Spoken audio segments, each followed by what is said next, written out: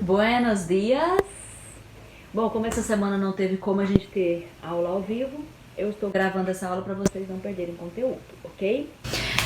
Nós estamos na unidade 4. Eu passei uma atividade para vocês do LA, mas nós vamos corrigir ela no dia da nossa aula ao vivo, ok? Hoje eu vou passar outra coisa para vocês. Bom, eu vou passar depois também no Classroom, tá? Um link de uma videoaula do SPE, que é uma revisão de tudo que a gente viu, ok? Então é um vídeo revisional. Vocês devem assistir para ajudar vocês aí a estudar, né? A revisar aí o que nós já aprendemos. É bom que vocês escutem uma pessoa diferente também, né? Então vamos lá. Página 52, por favor, unidade 4. Na página 52 nós temos aí uma fábula, né, da cigarra e la hormiga. Então, ó, a cigarra e a formiga é uma fábula muito conhecida. Uma das características desse gênero é a personificação dos animais, ou seja, trata de dar-lhes qualidades humanas.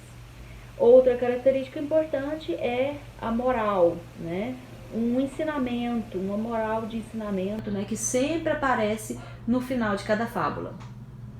E vocês se lembram de alguma outra fábula, né, sem ser a La cigarra e la hormiga, La tortuga e el conejo, por exemplo? Tem várias, né? Várias e várias. ¿Te acuerdas de las enseñanzas morales de las fábulas que conoces? Então nem sempre essa que eu falei da tortuga e el conejo, né? Nem sempre a pressa é amiga da perfeição, né? O coelho se achava demais, pensava que ia vencer com muita facilidade da tartaruga, né? Porque é muito lenta. E aí, se achando demais, ele dormiu e esqueceu da corrida. E aí a tartaruga chegou em primeiro lugar, né? Ganhou a corrida, venceu dele, porque ele se achava demais. Então a gente nunca deve se achar demais, achar que consegue fazer as coisas, que é tudo muito fácil, porque não é, né? As coisas a gente só consegue mesmo com esforço, não adianta. Vamos ver então qual é a moral aqui da cigarra e da formiga. Vamos lá? La cigarra y la hormiga. Se llamaba Gorgoritos y como todas las cigarras pasaba el verano cantando alegremente. Para Gorgoritos era incompreensível que las hormigas pasaran el día trabajando. Son tontas. ¿Para qué querrán tanta comida? Para Velocidia, una laboriosa y joven hormiguita, también resultaba incomprensible el proceder de las cigarras. ¿Es que no trabajan nunca? Al menos deberían tener consideración a las que tenemos necesidad de trabajar. Son unas egoístas. La inspectora Chulinda puso fin al breve descanso. Hay que seguir trabajando. El verano es breve. No hagáis como esas holgazanas cigarras, sino queréis que os ocurra lo mismo que a ellas. Velocidia continuó la marcha arrastrando la pesada carga. Es verdad, dicen que en invierno las cigarras mueren de hambre, pobrecitas. Aquella noche, antes de acostarse, Velocidia pidió a su madre que le contara más cosas sobre las cigarras. Sí, hija, pagan su pereza muriéndose. Si aprovecharan un buen tiempo para buscar provisiones, cuando llegara el frío tendrían alimentos. Aquella noche, Velocidia soñó con el triste fin de las cigarras. También las cigarras pensaban que alguien debería avisar a las hormigas, pues trabajan demasiado, no disfrutan de la vida. Tienes razón. Então, cada uma aí achando que tem mais razão que a outra, né? Então, vamos lá. O texto que acabamos de ler é uma fábula porque conta a história de dois personagens? Não, não é só fábula que faz isso. Então, vocês não vão marcar essa. Falsa, ok? Tiene algo moral para ensinar ou ser uma moraleja? Sim, fábula sempre tem uma moral. Então, verdadeira. Los personajes são animais que actuam como seres humanos. Sim, é a principal característica de uma fábula, né? Você colocar características humanas em animais ou objetos, né? Então, verdadeiro. És um relato largo. Não costuma ser muito grande, é uma historinha bem curtinha, então, falso. És um relato fictício e curto. Sim, é um relato, além de ser de ficção, né? Ou seja, não pode acontecer de verdade, é curtinho. Então, verdadeiro. Então, se quedou falso, verdadeiro, verdadeiro, falso, verdadeiro. Exercício 2. Marca con una H las características de personalidade de la hormiga e com una C las de la cigarra. Então, vocês vão colocar a letra H quando a característica for relacionada da formiga e a letra C quando a característica for relacionada à cigarra. Qual era o sentimento das hormigas com respeito às cigarras? Eu esqueci de corrigir, desculpa. Vamos lá. A laboriosa é de la hormiga, então la H. Alegre, de la cigarra, então la C. Precavida, de la hormiga, então la H. Holgazana, de la cigarra, então la C. Se quedou H, C, H, C. Em português, HC, HC, certo? Qual era o sentimento das hormigas com respeito às cigarras? Preocupação, porque elas poderiam morrer-se no inverno, né? Até a formiguinha lá sonha com o triste fim da cigarra, né? Qual é a moraleja de la fábula? Há que equilibrar-se. Pode ter a diversão, mas também tem que ter trabalho. E não só ter trabalho duro, tem que ter um pouco de descanso também. Então essa seria a resposta. Você na verdade tem que dar uma nivelada aí, né? Não ter só trabalho duro, igual as formigas, e também não ter só descanso, igual as cigarras. Então, nivelar aí um pouco isso. La cigarra e la hormiga tinham diferentes modos de pensar sobre a vida, o trabalho e o descanso. Estás de acordo com alguma delas? Por quê? Aqui é pessoal. Você vai dizer se você está de acordo com alguma delas sobre o que elas pensavam sobre a vida, sobre o trabalho e sobre o descanso. Se vocês estão de acordo com a formiga, você fala que está de acordo com a formiga. Se você estiver de acordo com a cigarra, você fala que está de acordo com a cigarra e por quê? Ou então você fala que você está de acordo com as duas e que tem que dar uma equilibrada nisso daí, né? Para ti, que poderiam ser as hormigas e as cigarras para equilibrar suas opiniões e ter uma boa vida? Aí também é pessoal. O que vocês acham que as formigas poderiam fazer e o que as cigarras poderiam fazer para equilibrar essa balança aí e as duas sobreviverem no inverno, terem comida e também descansar e se divertir como as cigarras? Como que elas deveriam equilibrar isso? O que elas precisariam fazer? Né? Criar uma rotina, né? De tal hora até tal hora eu vou trabalhar, de tal hora até tal hora eu vou descansar e assim por diante. Mas é pessoal, vocês é que vão dar aí a opinião de vocês e falar o que vocês acham que elas deveriam fazer. Temos aqui um sabes que é uma curiosidade, né? Algo que realmente existe aí nos países que falam espanhol. A colônia de formigas maior que já foi encontrada tem milhões de formigas e aproximadamente 6.000 quilômetros. Ela vai desde a Itália até o noroeste da Espanha, passando pela França. Então é o maior formigueiro existente, encontrado até hoje, é esse de 6.000 quilômetros, né, de extensão, com milhões e milhões de formigas aí, que vai de um país, né, que começa lá na Itália, passa pela França e termina lá no noroeste da Espanha. Então é bem grande esse formigueiro, né? Então aqui a gente termina sobre a fábula, né? E lá na página 55 nós vamos fazer uma revisãozinha dos adjetivos de caráter de personalidade. Bom, adjetivo é aquilo que dá qualidade, né? Que exemplifica, qualifica alguém ou alguma coisa. E nós temos vários adjetivos. Cada uno de nosotros tenemos nuestras características individuales que nos distinguen y nos hacen únicos. En la fábula que leímos, la cigarra era holgazana y la hormiga trabajadora. Utiliza las pistas para completar el crucigrama que sigue y conocer otras características de personalidad. Las palabras que necesitas están en el recuadro. Então, eles usaram dois adjetivos, né? Um para qualificar a cigarra e o outro para qualificar a formiga. A cigarra é chamada de holgaçana, que seria preguiçosa, né? Que não gosta de trabalhar, essas coisas. E a hormiga trabalhadora, que gosta de trabalhar, que trabalha bastante.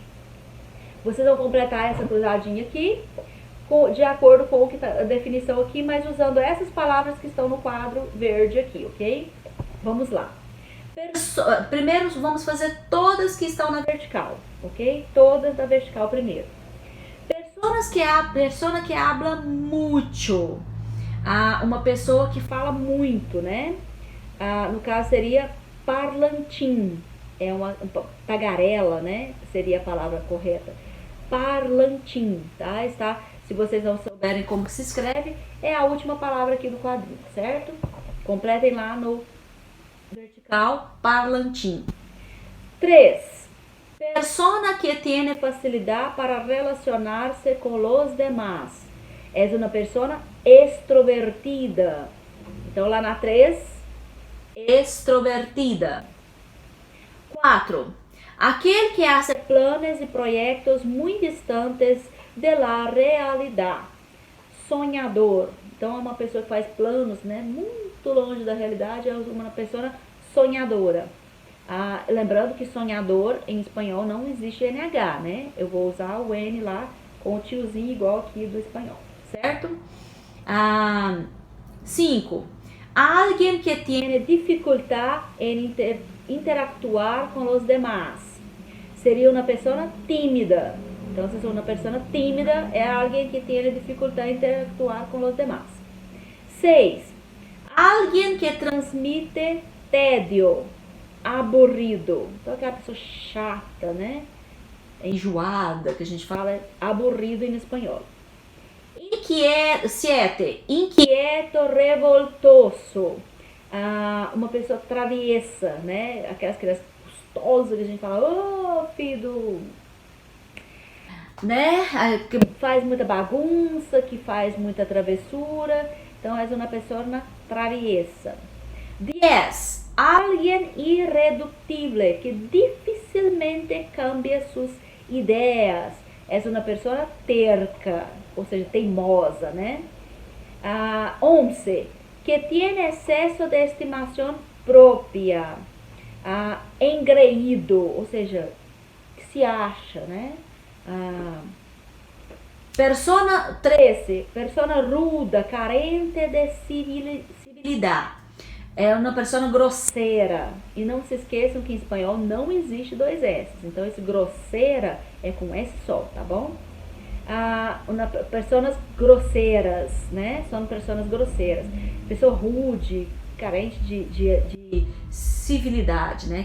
Que não usa civilidade. 14. Alegre, festivo, de buen humor. Divertido, é uma pessoa divertida. Então, nós completamos todas aí que estão na vertical. Agora, nós vamos olhar todas que estão na horizontal, certo? 2. Alguém que está sempre contento, feliz. 8. Alguém que causa sentimento de aversão ao relacionar-se com os demás, antipático. Alguém muito sensível a las emociones, emotivo. 12. Sábio, experto, instruído, inteligente. 15. Persona correcta em suas ações ou que expressa seriedade em seu semblante. Seria sério. Então, aí está completa a cruzadinha de vocês, ok? Corrijam. Deixem ela completinha aí. Anotem do lado depois, tá? A tradução dos adjetivos, porque tem alguns que é igualzinho o português, mas tem outros que é completamente diferente. Então é bom vocês anotarem aí do lado as traduções, ok? Porque adjetivo vocês têm que saber quais são. Tem que saber o significado. Escrevam, tá? Quando você vai estudar uma outra língua, seja espanhol, inglês, francês, italiano, alemão, o que for, se você vai estudar uma outra língua que não é a que você fala, ou seja, o português, a melhor forma de você estudar é escrevendo. Então, quanto mais você escrever, mais fácil vai ser de você assimilar e não esquecer as palavras, nem como se escreve e nem o significado, ok? Lá na página 56, nós temos aí uma página de internet, né, para completar com adjetivos. Então é um texto, um e-mail que alguém está mandando, né, e você vai completar aí com os adjetivos que estão no quadro verdinho aqui, ok? Un amigo tuyo fue a vivir en otra ciudad y te escribió este mensaje contando cómo son las personas a quienes le conoció. Completa el texto com as palavras del recuadro. Então ele mudou para uma outra cidade e ele mandou um e-mail para você contando como são as pessoas da cidade que ele mudou. Vamos lá? Hola, ¿cómo están? Aquí lo pasamos bárbaro. Te cuento rápidamente mi primera impresión sobre las personas aquí. Todos son muy amables. Parece que siempre están muy bien dispuestos y no son nada perezosos. Ya sea en las tiendas, como en los restaurantes o en cualquier lugar, siempre demuestran las ganas de trabajar. Los chicos son muy traviesos, pero al mismo tiempo son muy educados. Cuando la maestra nos pide para quedarnos quietos, ellos le obedecen. Ya sabes, como soy extrovertido, hago amistad fácilmente y bueno, ya me invitan a jugar y a ir a los parques. En fin, lo de siempre. La chica que se sienta a mi lado en la clase se nota que es una de las más inteligentes. Siempre es la que primero contesta las preguntas de los profes. Creo que já te imaginas como eu estou passando aqui. Saludos a todos. Então, completou aí todas as palavras aí, todos, né, os adjetivos. Amables, perezosos, traviesos, extrovertido, inteligentes. Completaram? A 2. No todos los días son iguales, principalmente en relación a nuestra disposición. Naturalmente, a veces enfrentamos situaciones que son buenas y otras veces agobiantes.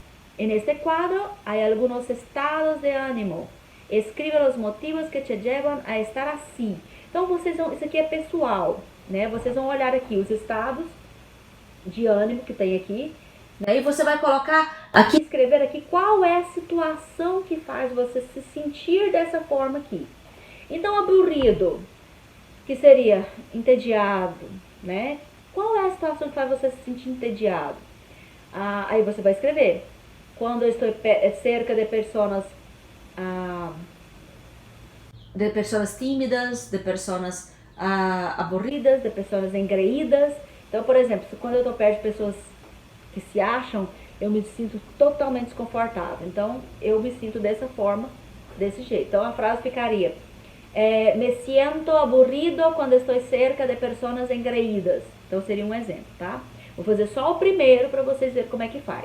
Então, você vai olhar o estado de ânimo e vai colocar aqui do lado qual é a situação que você se sente desse jeito. Então, aqui ficou aburrido, que é entediado, né? Chateado. Alegre, normal. Perezoso, preguiçoso. Então, quando que você sente assim que uma leseira, uma vontade de fazer nada. Triste, quando que você se sente triste, né? Muito triste, assim, parece que dói. E ansioso, quando você tem nossa, tem que acontecer logo, tem que vir logo, essa pandemia tem que acabar logo.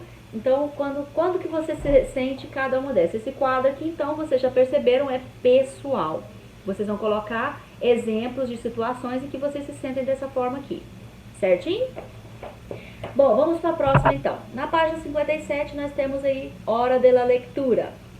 El texto que vamos a leer es de un blog cuyo nombre es Mamá de Trillizos, escrito por una periodista, llevando en cuenta el género. ¿Qué informaciones crees que vas a encontrar en el texto?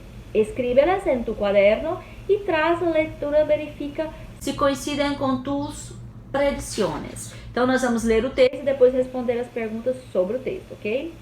São trillizos, se não se parecem em nada? Es curioso como muchos de los comentarios que me hacen acerca de mi trilliza gira en torno a lo poco que se parecen entre ellos. De hecho, es cierto, no se parecen nada. Pero no solo físicamente, también son completamente distintos en carácter, gustos y reacciones. Leo, el niño, fue el primero en nacer, con 1,6 kg.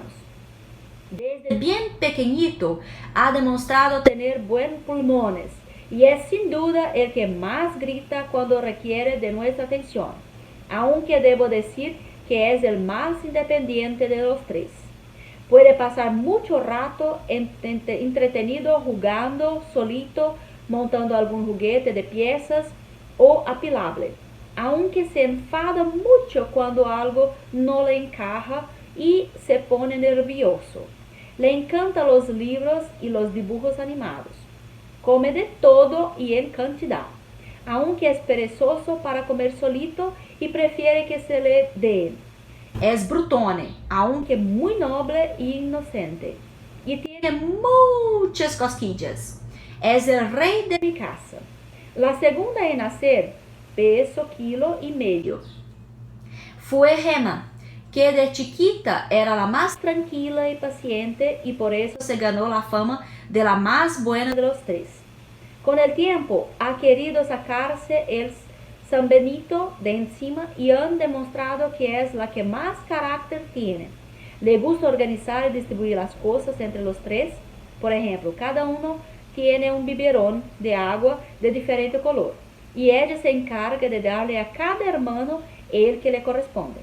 Es una pilla y le gusta jugar a quitarles a Leo y Lidia el juguete que tienen en ese momento y salir corriendo para que ellos le persigan llorando y entonces se lo devuelvan, como diciendo, mira, qué buena soy. En general come muy bien de todo, pero su gran debilidad son los dulces. Es capaz de comerse 6 o 7 buñuelos en un periquite y las croquetas de la Yaya. Es muy rubia y coqueta y tiene una sonrisa que enamora. Lidia es la más chiquita de los tres y la última que nació. Solo pesaba 1,3 kg. Es muy risueña y le encanta cantar. Está enamorada de su muñeco Pepito y no sabe dormir sin él.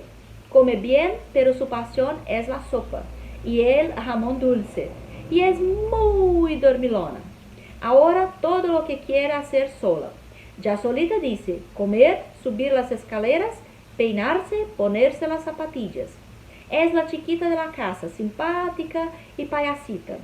Así son mis trillizos. Como veis, muy diferentes entre sí. Eso sí, se adoran entre ellos. Y cuando uno falta, los otros los buscan. Es maravilhoso verles crescer juntos. Então aqui está falando um texto que a mãe conta, né? Como é ser mãe de trigêmeos. Então esse trilliços significa trigêmeos, né? Aí ela fala quem nasceu primeiro, qual que é as características de personalidade, né? E que no final das contas os três, mesmo sendo trigêmeos, são totalmente diferentes um do outro. E isso realmente acontece, né? Eu, por exemplo, sou irmã gêmea. Eu sou totalmente diferente do meu irmão, né? Totalmente. Então, eu sou mais extrovertida, gosto mais de conversar. Ele já é mais na dele, é mais calado, é mais tímido. Então, nós somos gêmeos. Então, tem essa diferença. Irmãos sempre tem essa diferença. Mesmo crescendo juntos, mesmo tendo a mesma criação, os mesmos pais, vai ser diferente sim. Vocês que têm irmãos aí também conseguem reparar sobre isso daí.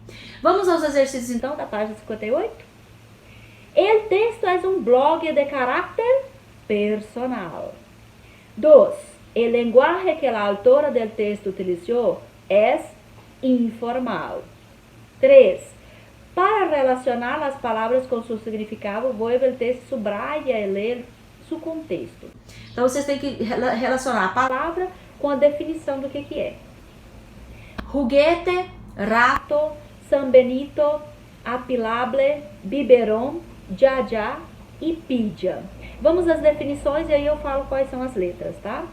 Una persona pícara ou hábil en engañar a los demás. Pícara é uma pessoa malandra, né? Aquela que consegue, com a lábia, consegue passar a perna em qualquer um. Então é conhecido em espanhol como pícara, tá? Ou pícaro. É a letra G.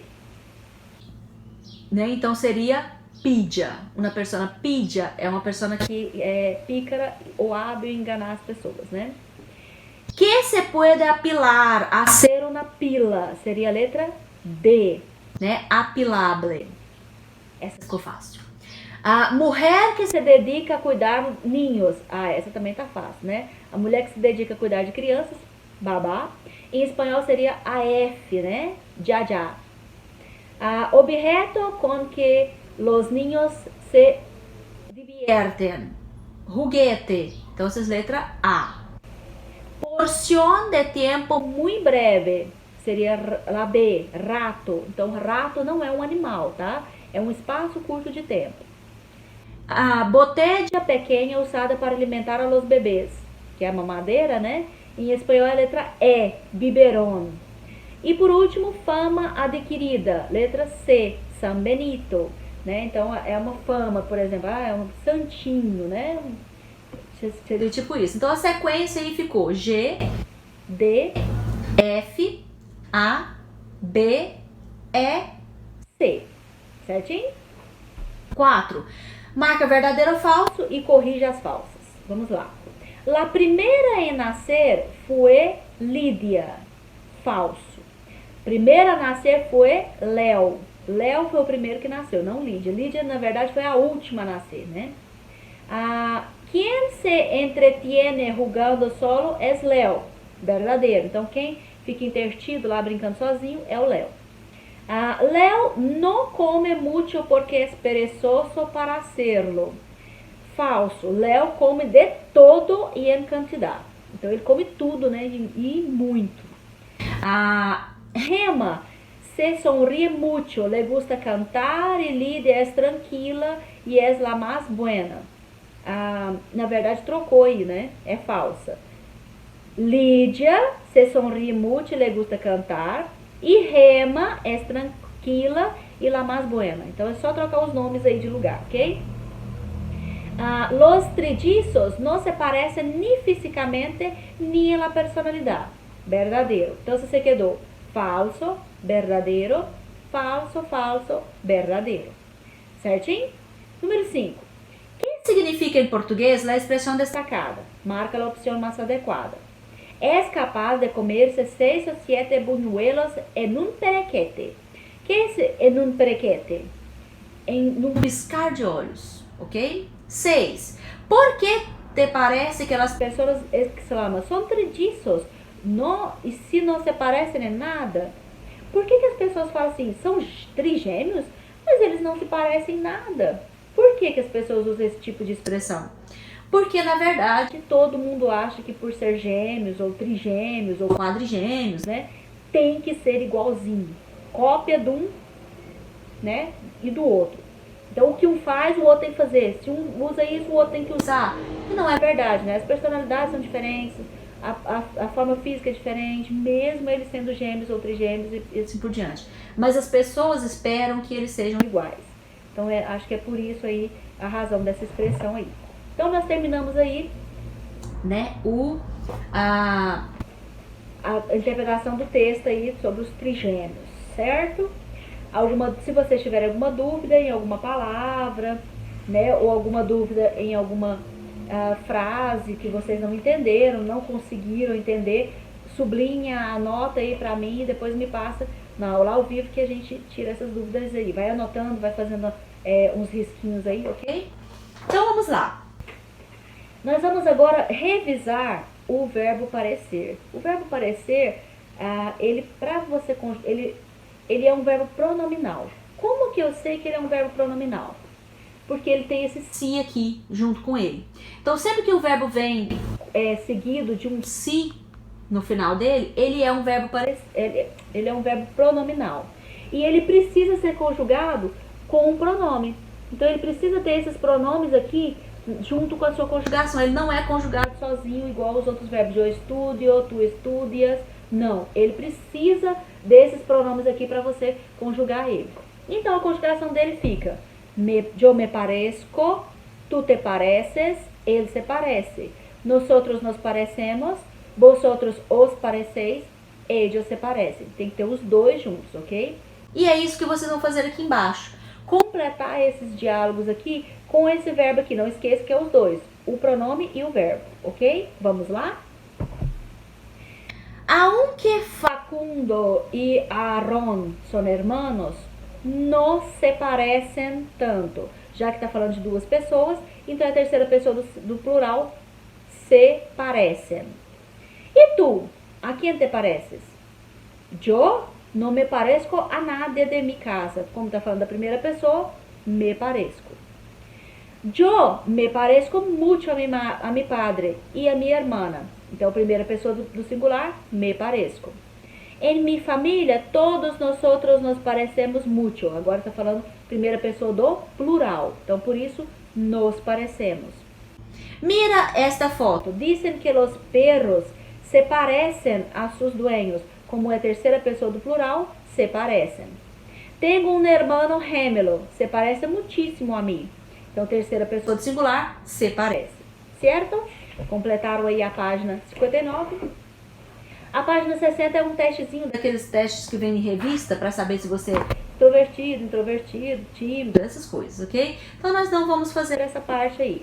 Só quando a gente estiver juntinho aí eu poder ouvir as respostas de vocês, ok? Página 61. Verbos de cambio. Como o próprio nome está dizendo, verbos de cambio são verbos de mudança. Então, eles representam algum tipo de mudança. E nós temos vários tipos de mudança, né, gente? A gente tem transformações momentâneas, permanentes. Então, depende da situação. Esse tipo de verbo é difícil, por quê? Porque você precisa entender o contexto, o que está acontecendo, para você entender qual o verbo de mudança que você vai usar. A apostila de vocês trouxe 4, então nós vamos trabalhar com esses 4 tipos de verbos de mudança, ok? Vamos lá. No texto tem um exemplo. Quando conoces gente nueva, te pones algo nervioso. Esse te pones é uma transformação. É uma transformação o quê? É uma transformação momentânea, né? Mas é uma transformação. Então ele é visto como um verbo de cambio, certo? Então aqui no caso, o que você vai marcar? Que ele é uma ideia, que ele dá uma ideia de transformação, certo? Tem outros verbos, vamos ver os outros. Poner-se, que é esse que a gente viu agora, né? O verbo poner. Ele é um verbo pronominal, vocês viram ter o si nele, então tem que conjugar com o me, o te, o se. E ele indica uma mudança repentina e momentânea. Então geralmente ele está relacionado com estado de ânimo, né? Me pongo nerviosa, me pongo aburrida, me pongo alegre. Então é uma coisa que aqui, nesse momento eu estou assim, amanhã eu posso não estar. Então é momentâneo. Então lembra, quando é momentâneo, se pone. O próximo é volver-se, que também é um verbo pronominal. Você precisa conjugar com o me, com o te, né? Me vuelvo, se vuelve, assim por diante. Indica uma mudança profunda, uma transformação de caráter, né? Por exemplo, a pessoa era irritante e ela se tornou amável. Esse se tornou, no espanhol, é o volver-se, e é um verbo de câmbio. Então você vai colocar, ella se volvió amable. Então mudou completamente a pessoa, e é uma mudança que permanece. É diferente do poner-se. O poner-se é só de momento, e o volver-se é permanente, ok? Mas os dois é de caráter. O próximo verbo é o hacer-se, pronominal também. Indica uma mudança voluntária, né? Geralmente resultado de um processo. Que mudança voluntária é essa? Você é o estudante aqui, e aí lá na frente você se torna um médico. Esse você se torna um médico, você vai usar o verbo hacer-se. Por quê? Porque a mudança que ocorreu, que você mudou de estudante para um profissional, é uma mudança o quê? Que você escolheu ser, né? Vamos dizer assim, você eu tinha muita preguiça de estudar, não gostar, tal. Agora hoje eu estudo muito, eu sou dedicado. É uma transformação também que teve um processo, que você passou por um processo para chegar nessa transformação. E aí você usa o verbo hacer-se. E por último, o verbo convertir-se, que também é um verbo pronominal, que indica uma transformação radical, né? Uma mudança de qualidade ou de natureza, né? Que é o exemplo que veio aqui no livro de vocês, que ela transformou uma abóbora numa carruagem. Então, uma mudança radical demais. Então, quando ela é muito radical, quando ela se converte em algo totalmente diferente, você usa o convertir-se. Então, esses são os momentos em que você vai usar, né, esses verbos aí. Bom, como eu disse, eles todos são verbos pronominais. Igualzinho o verbo parecer-se. Então, ele vai ser conjugado dessa forma aqui. Conjugado. Então, quando ele estiver no presente, passado, futuro ou condicional, você vai usar o pronome antes dele. Me pongo, me vuelvo, me hago, me convierto.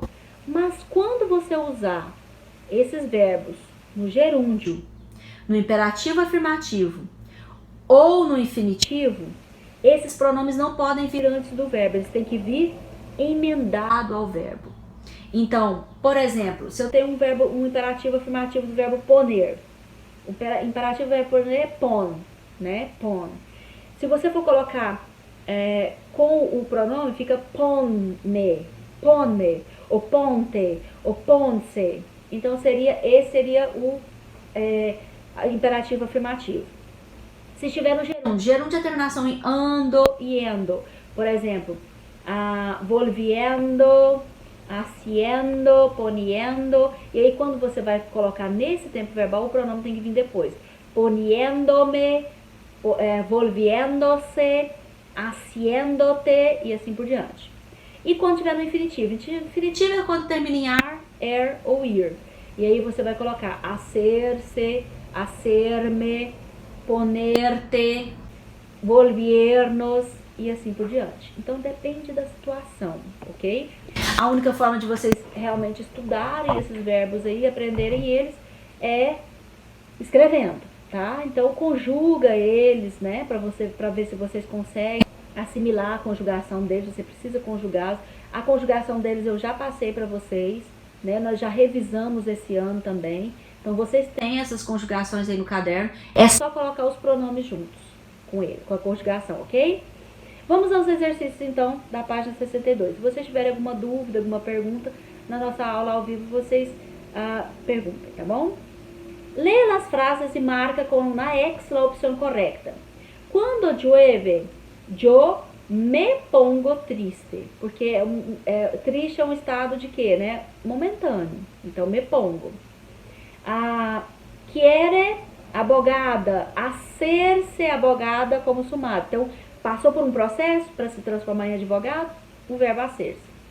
A veces, al ser viejo, uno también se vuelve más crítico. Então, é uma mudança de caráter, mas não é uma mudança permanente. Então, não é igual a outra, a outra que é só de momento, que é o poner. Quando ela é permanente, é volver. Então, se vuelve, tá? Se vuelve más crítico. Contesta as perguntas e depois verifica se coincidem em algo com as de tu companheiro. Quando te pones rojo, quando que você fica vermelho? Qual a situação que deixa você vermelho? Então, me pongo rojo quando alguém habla de mi personalidade, por exemplo. Então, depende aí do momento. Que momento você fica vermelho? O que te deixa vermelho, né? Que atitude de tus amigos te vuelve louco? O que é que os seus amigos fazem que te deixa louco, né? Qual que é a situação? Então, me vuelvo louco quando... e assim por diante. Como você deve actuar para ser um aluno exitoso? O que você precisa fazer para se tornar um aluno excelente, né? Um aluno estudioso, aplicado. Então, me hago um aluno exitoso quando... e assim você coloca aí o que precisa ser feito. Quando tua família se pone triste contigo? Então, quando é que a sua família costuma ficar triste com você? O que você faz para deixar a sua família triste? Então essas perguntas aí vocês perceberam que é pessoal. E na número 3 você vai criar uma vinheta, uma historinha, né, para demonstrar uma transformação. E utilizar os verbos de mudança para substituir o que esses personagens estão fazendo. Então você vai desenhar aqui uma tirinha, uma história em quadrinho, né, em que você mostra uma transformação. Pode ser uma transformação permanente, pode ser uma transformação que exige um processo, mas aí você vai representar em forma de desenho e de fala. Na fala vocês vão colocar em espanhol e usando os verbos de mudança. Então essa página aqui, a página 62, vai ficar para vocês fazerem em casa, ok? E aí na próxima aula a gente continua e corrige os exercícios do LA que era para essa semana, tá bom? Eu vou passar também um link de um vídeo do SPE, que é uma revisão do conteúdo que a gente trabalhou para ajudar vocês também, ok? Anotem as dúvidas, não esqueçam de anotar as dúvidas e eu vejo vocês na próxima aula. Hasta luego, hasta la próxima clase.